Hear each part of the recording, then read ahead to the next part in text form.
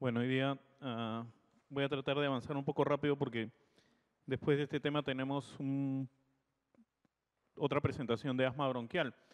Sí es muy común que hablemos solamente de apnea del sueño como patología respiratoria asociada al sueño, pero en realidad el término correcto es de que discutamos acerca de síndromes de desórdenes respiratorios del sueño, que a su vez se pueden clasificar luego, como vamos a ver, en otras tres patologías. En general, los desórdenes respiratorios durante el sueño han sido reconocidos durante largo tiempo, pero solo en los últimos años se les ha dado la importancia que realmente tienen. En los desórdenes que pueden provocarse durante el sueño desde el punto de vista del aparato respiratorio, sin duda que uno de los más conocidos, el más común, el más frecuente, el que nos es más familiar, es el ronquido. Debo decirles que a pesar de que la gran mayoría de personas ronca, el ronquido no es normal. Hay además una limitación al flujo respiratorio en relación a microdespertares, a desaturaciones, a hipopnea o a completa cesación del flujo aéreo, apnea que es común que ocurra por encima del 20% de la población. Esto es súper importante. Estos desórdenes pueden ser incluidos en tres categorías. La más popular, la más frecuente, la más conocida es el síndrome de apnea obstructiva del sueño, pero también puede haber síndrome de apnea central, que es, digamos, la segunda más común, y síndrome de hipoventilación hipoxemia, que es todavía menos común. Pero estas tres constituyen en general los síndromes de disturbios respiratorios del sueño. El síndrome de apnea obstructiva es el más común de estos tres. Su prevalencia va a depender de la definición diagnóstica que utilicemos. Con la definición más conservadora utilizada a partir de un índice, que es el índice apnea-hipopnea que uno puede obtener después de hacer un estudio de polisomnografía a aquellos pacientes en quienes se sospecha de apnea del sueño. Este índice es el que nos va a dar realmente el diagnóstico y el grado de severidad de esta enfermedad. Considerando solo de manera conservadora un índice mayor de 5 con una somnolencia excesiva diurna, entre el 2 y el 6% de la población tiene síndrome de apnea obstructiva del sueño. La apnea central es menos común en la población en general y su prevalencia exacta se desconoce, pero es la que sucede con más frecuencia en los pacientes que tienen insuficiencia cardíaca congestiva crónica y en algunos pacientes también que presentan el uso de opioides, que como ustedes saben es una verdadera epidemia para algunos países como Estados Unidos. Los estudios poligráficos, ¿por qué utilizamos la polisomnografía? ¿Por qué utilizamos este sistema que registra una serie de parámetros que incluyen la función respiratoria, la actividad cardíaca cerebral, el flujo aéreo a nivel nasal, el movimiento de las piernas? ¿Por qué lo utilizamos? Desde el año 1966, durante reportes de estudios neuroencefalográficos, ya existía la posibilidad de investigar desórdenes respiratorios asociados al sueño. Estos estudios que al inicio solo se hacían con criterios de investigación, hoy día constituyen prácticamente los clásicos para el diagnóstico de esta patología. Los síndromes del sueño se conocen y se estudian entonces desde hace hoy casi 40 años. Y las definiciones y las terminologías que se utilizaron para el diagnóstico desde entonces a la actualidad han variado un poco. ¿Qué es lo que necesitamos conocer? Los síntomas, y dentro de ellos los síntomas clásicos, el aspecto de somnolencia que tienen los pacientes, algunas diferencias como son las diferencias de género. En la actualidad vamos a conocer a pacientes menos típicos porque uno se imagina que solo tienen síndrome de apnea del sueño. los pacientes que son muy obesos, los pacientes que tienen cuello corto, los pacientes que están dormidos todo el día, los clásicos pacientes gorditos. Y van a ver ustedes de que hoy no existen solamente ese tipo de pacientes, ¿no? Alguno de ustedes a mitad de esta clase seguramente cuando esté roncando tendrá apnea del sueño. El diagnóstico, los aspectos acerca de una polisomnografía total versus los nuevos métodos simplificados que existen hoy, es también importante conocerlo. Entonces, antes del año 2000 los pacientes eran más típicos, eran entonces, entre comillas, más fáciles de diagnosticar, por lo menos desde el punto de vista clínico. Después de esto tenemos pacientes menos típicos, la mayoría de severos han recibido ya cierto tratamiento, hay una mayor difusión, ¿no? Ya los pacientes comienzan a escuchar que hay esta patología, esta enfermedad. Hay también más especialistas que ven el tema de sueño. Las parejas suelen ser quienes hacen el diagnóstico, ¿no? Dicen, hoy mi esposo, mi esposa, mi pareja se ha dado cuenta que ronco y que parece que me ahogo. Entonces las personas comienzan a conocer más acerca de esta enfermedad y el incremento de disturbios no respiratorios del sueño parece ser evidente. ¿Cuáles son los síntomas? Los síntomas clásicos incluyen ronquido, somnolencia. Y esto es atestiguado, más choques. Yo tengo un hermano que es endocrinólogo que mide 20 centímetros menos que yo y pesa 20 kilos más que yo.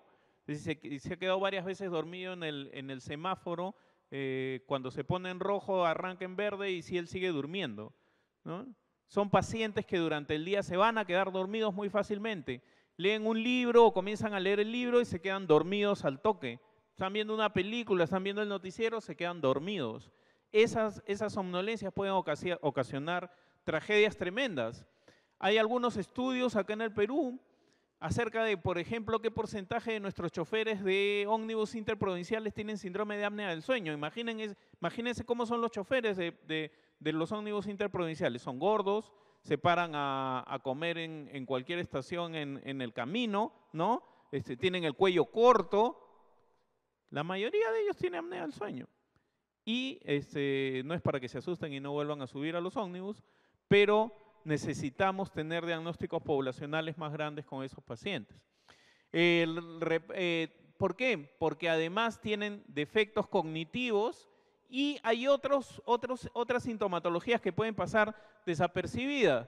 Nicturia, dolor de cabeza matutino, síntomas nasales, tienen congestión nasal, respiran por la boca, se vuelven irritables, cambian su carácter.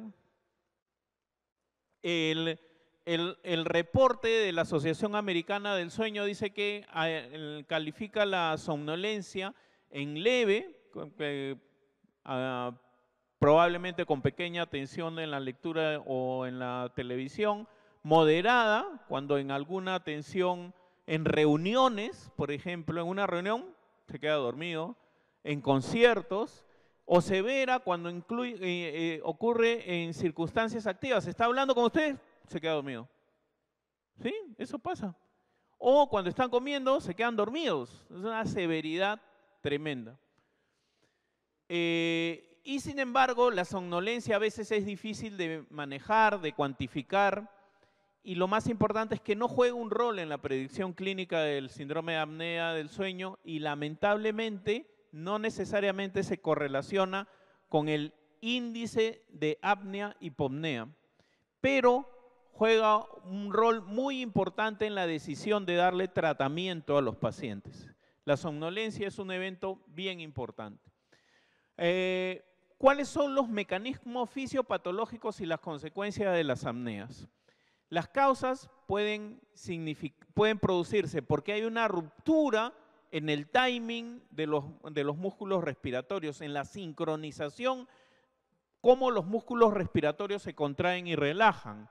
Esto puede producir hipotonía faríngea, puede provocar que fuerzas adhesivas compriman el ingreso del aire, disminuye la luz, se produzcan efectos aerodinámicos y cambios fisiológicos del sueño. ¿Qué es lo que va a pasar? La mayoría de pacientes vuelve muy flácida la musculatura de su lengua y durante la noche, durante el sueño, la lengua cae hacia atrás y obstruye el pasaje del aire. Entonces, además de producirse el ronquido, además de producirse el sonido, lo que se va a producir es que hay disminución del pasaje del aire y por lo tanto menos oxigenación a todos los órganos que tenemos, ¿no? Y esto se vuelve en un círculo vicioso.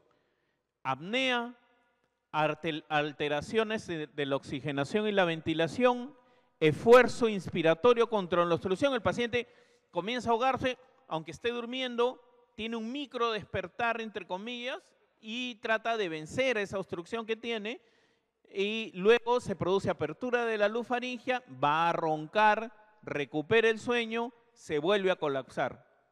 ¿Se entiende? Se vuelve un círculo vicioso este tema. ¿Cuáles son las consecuencias de la apnea? Disminución de la presión pleural, aumento del retorno venoso y entonces se va produciendo problemas cardíacos como miocardiopatía dilatada. Cambios gasométricos, hipertensión arterial pulmonar, col pulmonar crónico, policitemia, arritmias que pueden conducir incluso a muerte súbita, impotencia o disfunción eréctil, aunque parezca mentira, tiene mucha relación con este tema. Las reacciones de despertar, estos arousals o microdespertares en que la gente ni siquiera se da cuenta que se despierta, pueden tener efectos simpático-miméticos que conducen a hipertensión arterial sistémica. Este tema es bien importante. Ustedes van a ver a muchos pacientes hipertensos que no controlan su presión, especialmente en las noches, y que muchos de ellos tienen apnea del sueño.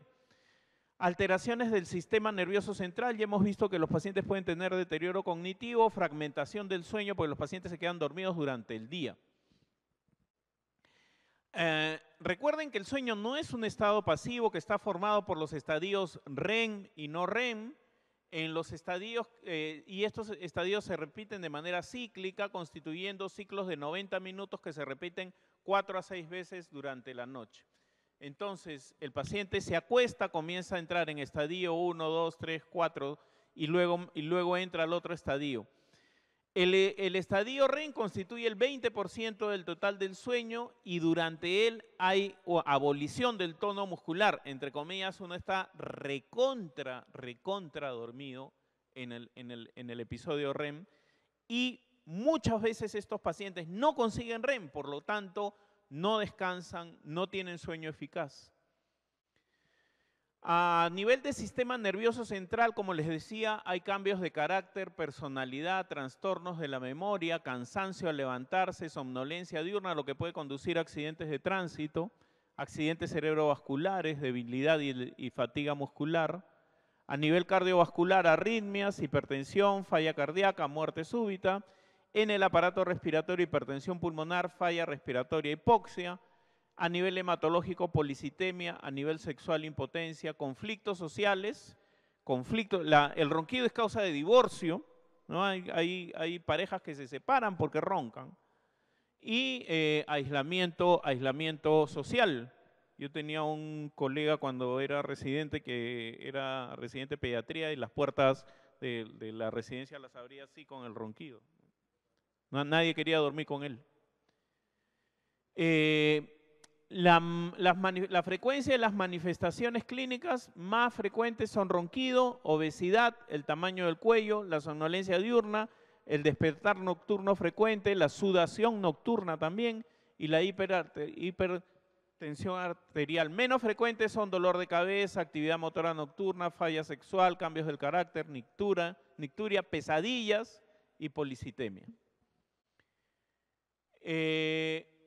Muchas veces las mujeres no comentan el ronquido, por lo que se demora el diagnóstico, las parejas en general. La policitemia de causas no determinadas también causan problemas, trastornos endocrinos. Los niños pueden tener también síndrome de apnea obstructiva del sueño, especialmente hay muchos niñitos que son operados de las amígdalas porque tienen hipertrofia amigdaliana y en realidad lo que tienen es síndrome de apnea hipopnea obstructiva del sueño.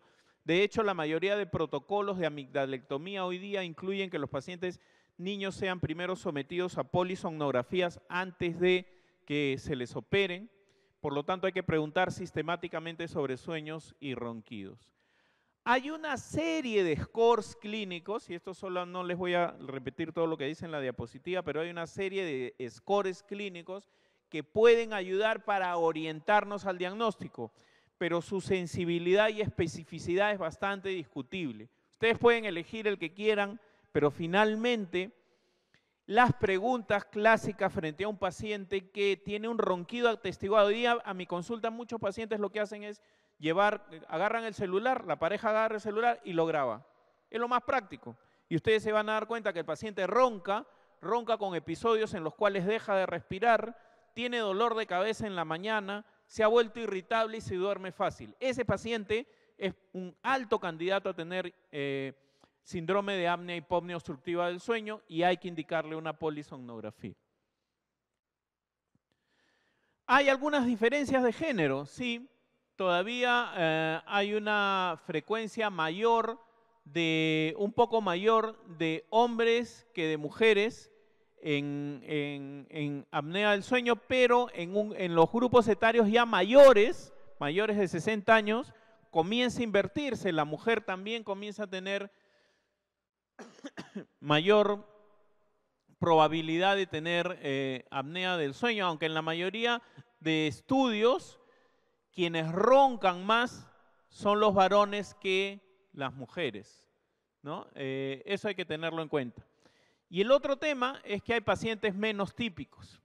Antes veíamos solo los pacientes gorditos, hay pacientes que tienen somnolencia pasiva, hay pacientes que no son obesos, hay pacientes que hoy día tienen problemas máximo-mandibulares, hay niñitos que tienen apnea del sueño, pacientes que tienen deformidades torácicas o las mujeres que hoy día sufren de fibromialgia durante la gestación o después de algunos tratamientos, especialmente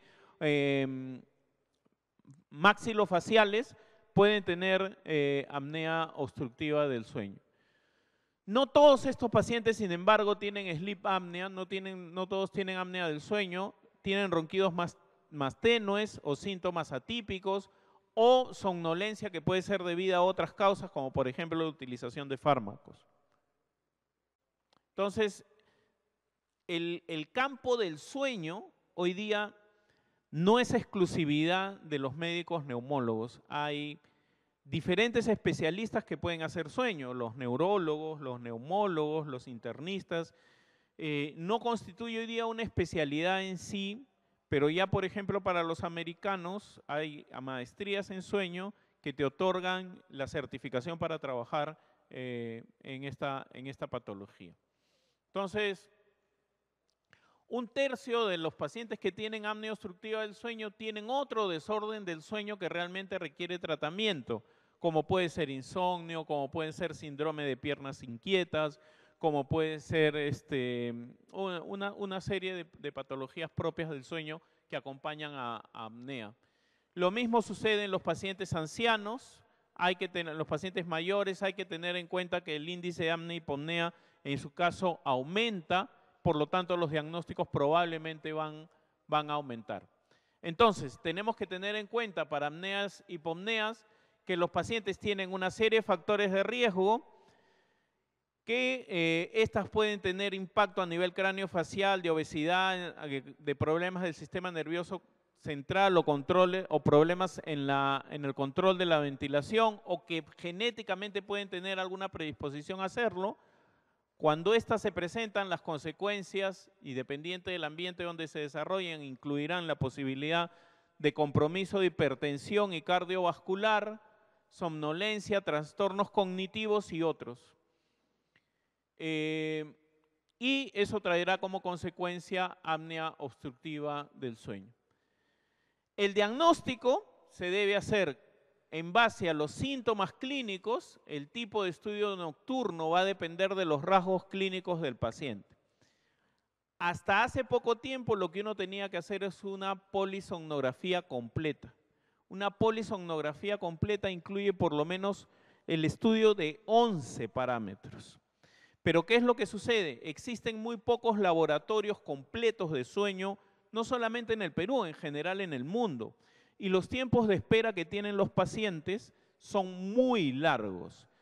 Entonces se han comenzado a desarrollar estudios simplificados del sueño que miden entre 3, 5 o 7 parámetros y que sirven bastante para hacer el diagnóstico, sobre todo en aquellos pacientes que no tienen una sospecha alta de tener apnea del sueño. Y estos pacientes pueden hacerse el procedimiento en su casa y luego tener el diagnóstico. Esta es una polisomnografía full que tiene todos los parámetros, no tiene movimientos oculares, tiene electroencefalograma, tiene electromiografía, tiene medición del flujo nasal, de los ronquidos, tiene un termíster que mide, que mide los cambios a nivel del aleteo nasal, tiene uno de movimientos tóraco-abdominales, tiene el otro de posición de las piernas, tiene saturación de oxígeno, es completa. Esto es como se debe hacer en un laboratorio, además con la vigilancia de una enfermera. Pero hoy hay métodos más simples, solamente con el oxímetro, con el movimiento del abdomen, con el del tórax y el del flujo nasal, y con esos 4 parámetros se puede hacer diagnóstico en un paciente en el que tienes una sospecha muy alta.